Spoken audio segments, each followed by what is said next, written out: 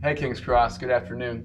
I'm making this little video to let you guys know what we're thinking with our worship gatherings and just to encourage you in the fears surrounding the coronavirus. Yesterday I was kind of saying, yeah, no big deal, trust the Lord. And today I'm still saying trust the Lord, but it looks like it's a little bit of a bigger deal. I woke up this morning to my Africa trip being canceled. That the TLI portion, the first week of that is canceled, and the second week is still up in the air. It probably will be canceled. And so I just want to encourage us towards a posture of faith, not of fear. Our memory verse for next week in the fighter verses is Romans 8, 39 or 35 says, "Who shall separate us from the love of Christ? Shall tribulation or distress or persecution or famine or nakedness or danger or sword?" And Paul eventually says, "No, in all these things we are more than conquerors through him who loved us." And I just want to encourage you that the love of God through Jesus Christ is the most important thing to be dwelling on. I am thankful that we have a government that is taking precautions with this, and I want to respect our government in that. And Governor DeWine this afternoon made an announcement that gatherings of 100 or more are to be banned, and yet there's an exception for churches and religious gatherings. And so we've kind of gone back and forth, but we've prayerfully decided to go ahead and meet this Sunday. At this point, our church gathering is on, equipping classes are on, childcare is on, and we are going to be encouraging precautions, and we're going to do a lot of the things that we don't normally do. For example, we're going to encourage anyone who's feeling sick to take their temperature before they come. And if you have a temperature, please stay at home with your family.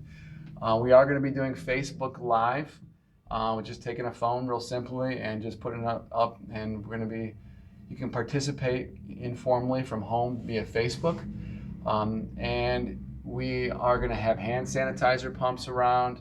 We're going to, normally we express our love through another through big hugs and, handshakes. And this week we're going to express our love for one another through, waving and through fake air hugs maybe, or, elbow pumps or fist pumps.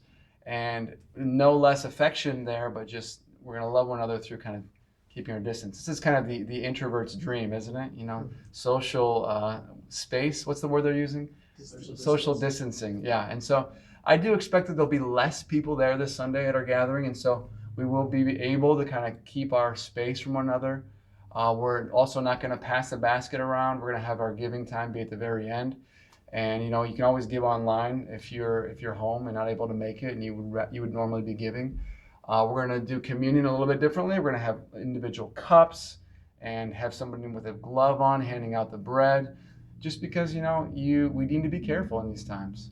We want to find. I think this coronavirus is going to provide unique opportunities for the church to love one another and to love people in our culture, and to just be to have poise, to have faith, to know that we're okay in Christ, and even if sickness comes, we're okay because of the love of God for us in Christ Jesus.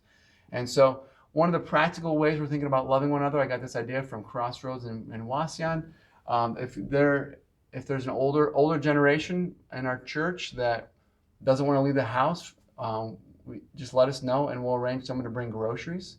And if you want to be one of those that brings groceries, that'd be great. We'd love to have people help love one another that way.